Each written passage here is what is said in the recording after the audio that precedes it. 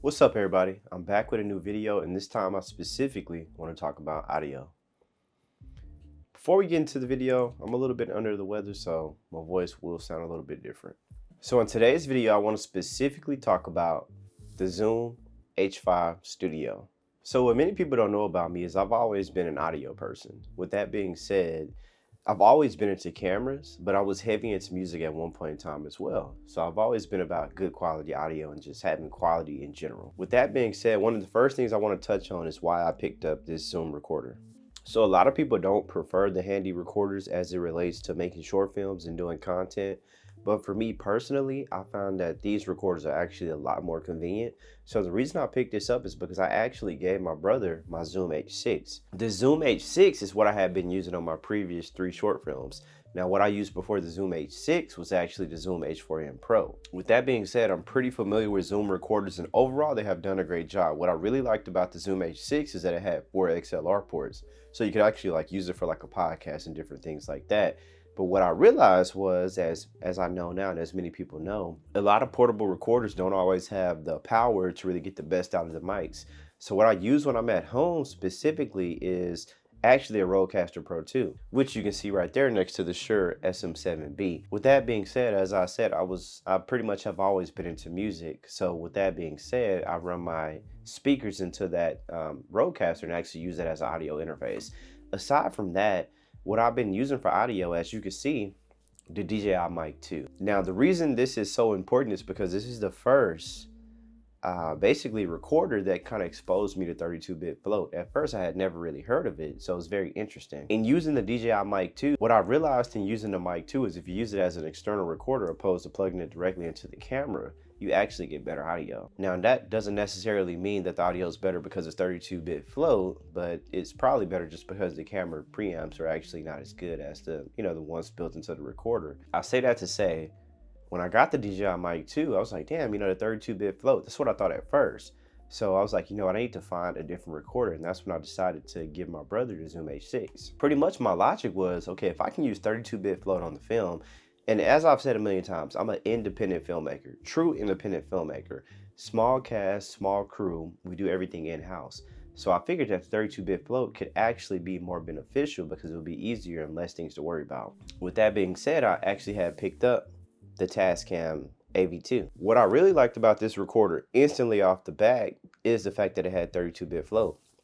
What I didn't realize I didn't like until I was using it is the fact that it didn't have any knobs to control anything, you know what I'm saying?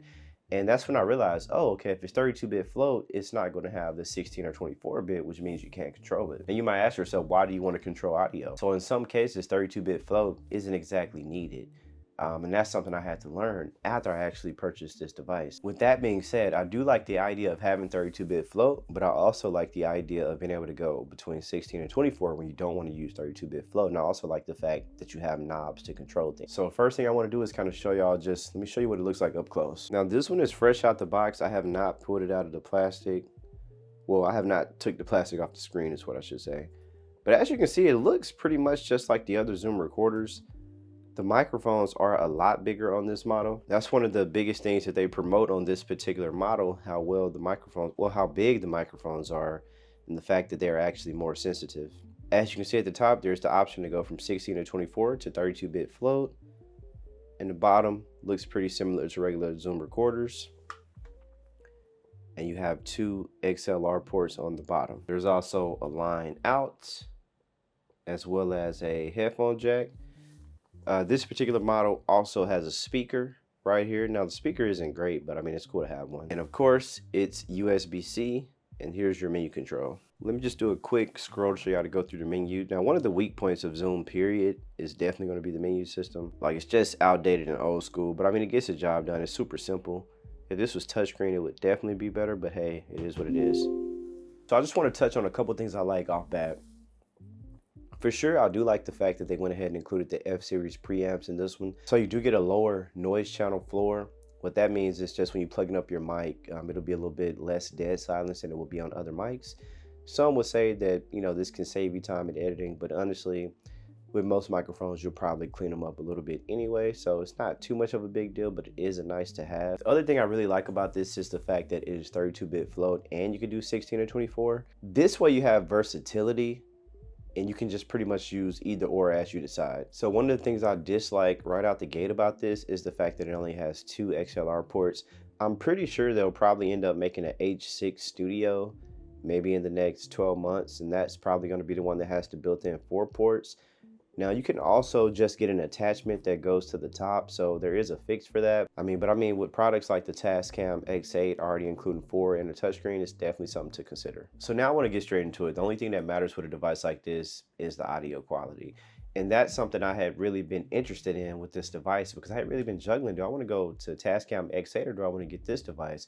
So I decided, you know what, let me pick it up and let me actually try it for myself. So first, I want to test literally the microphones that are built in to the recorder. Now for this specific test, we're going to do it at 16 and 24. I think 32-bit float is, obvious in terms of you're going to have to. Now for these tests, I'm going to do 16 or 24. I think the 32-bit float more so explains itself, especially with it controlling the audio by itself. With that being said, let's do a quick test on the 2 microphones built into the camera. Oh yeah, another thing I don't like about this device is the fact that it does not have built-in timecode. Now there is an adapter you can get to use it with like a Atmos timecode receiver. But from what I've also read online, I can actually just plug in like my one of my extra time codes and kind of record it as a separate audio source. Now I have not tried that, but apparently that's a fix that people have been doing for years. So I'm pretty sure it'll work, but I do need to test it out. All right, let's dive into the audio test. We're going to test the onboard microphones first. Hey, what's going on? This is Pierre, and this is an audio test. Right now, we're recording directly into the Zoom H5 Studios microphones. The gain is set to 5. What do you think about this audio as it compares to the DJI Mic 2s that I have been using? I'm curious. Let me know your thoughts below. Now, keep in mind for that audio test, I was hand holding the recorder. The AC is also on, so I'm not sure if you hear it. But just keep in mind, normally when you're doing something like that, you probably just mount it on a tripod where it's not being touched. But for my quick test that I was doing the other day, from the quick test I was doing last night, I don't think it picked up too much from using my hand anyway, but y'all let me know in the comments below. So this is a Sennheiser MKH50. Now what's good about this microphone is it's probably one of the best microphones you can use in film, period. Especially when it comes to like indoor audio. So I thought this would be great to test on this camera. So for this, the gain is set to 5. And again, I'm holding the recorder. Now, I just pulled it a little.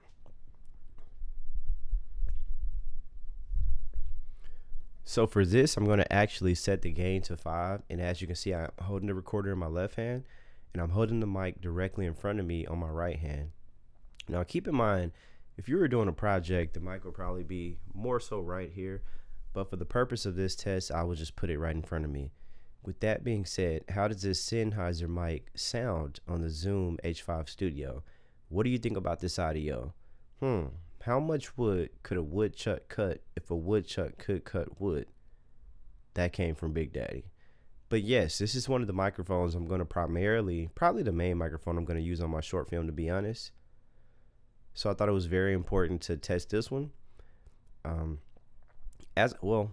a short film. Let me correct that. I've told y'all a million times, but this is an independent feature film that I'm working on. So I wanted to get the best products to make my life easier. As like I said, this is truly independent. This is a guy taking money from his day job to put towards his passion to eventually turn it into something. With that being said, I'm going to stop the recording. So this does have locking XLR ports, but honestly, that's pretty much all recorders at this point.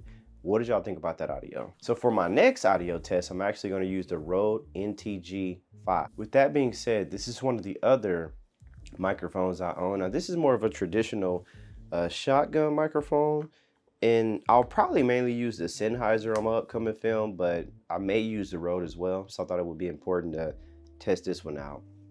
With that being said, it's going to be the exact same setup. Holding the microphone in my hand, and now we're going to switch to the Rode. Hey, what's going on?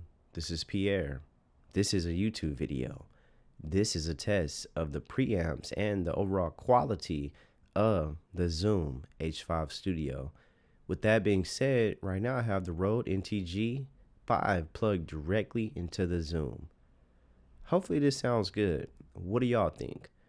I think with recorders, quality is the primary thing that we are looking for. Portability, also price, because we care about price and we do care about things being priced greatly.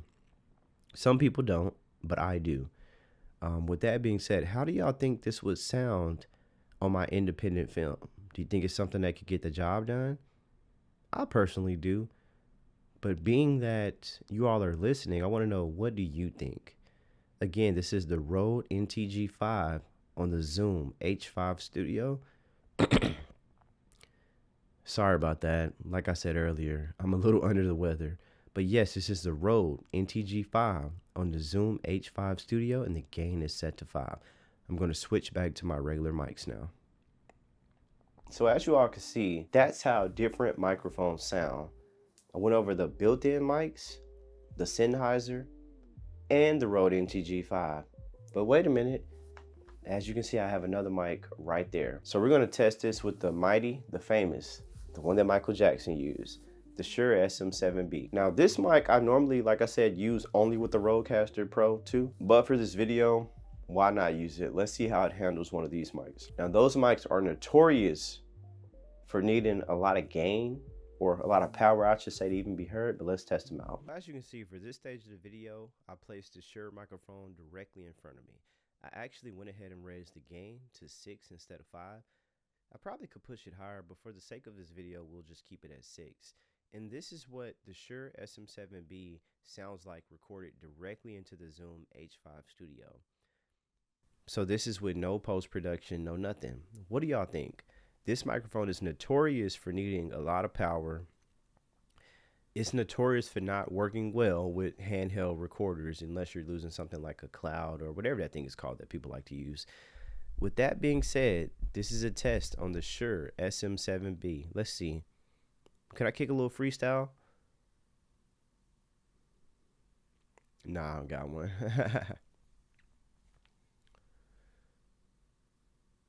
You know what? We got something. Got me working day and night.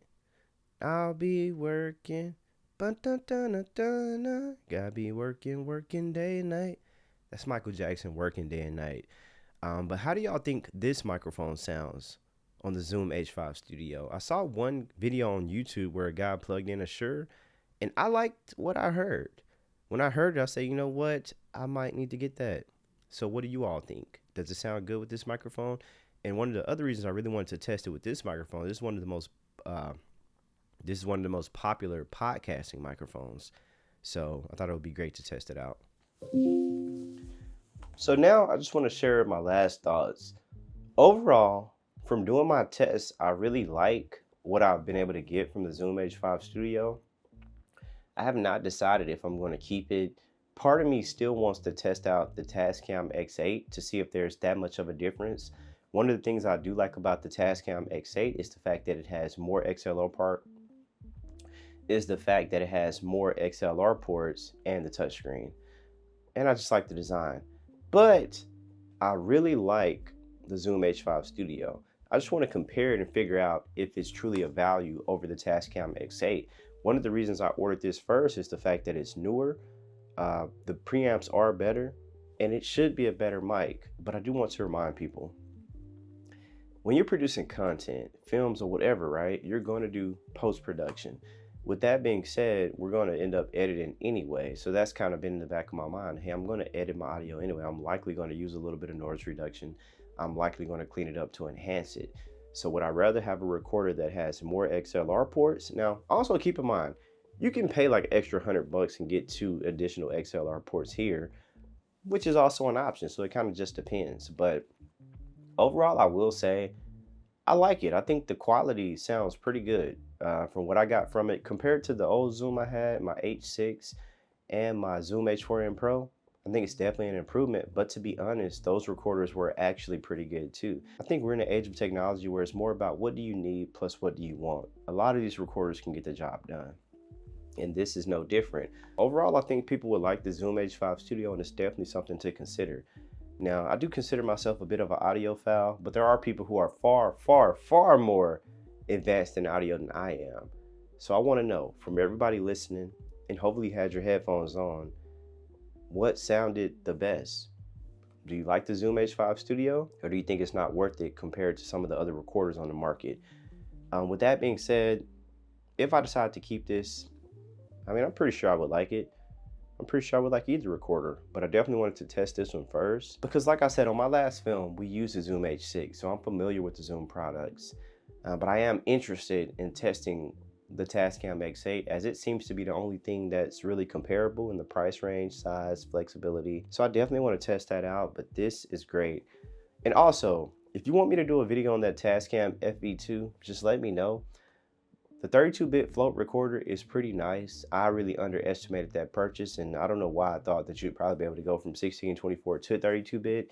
When it said 32-bit, I didn't really realize at the time that it was purely a 32-bit float recorder. So that's the only thing I don't like about that one.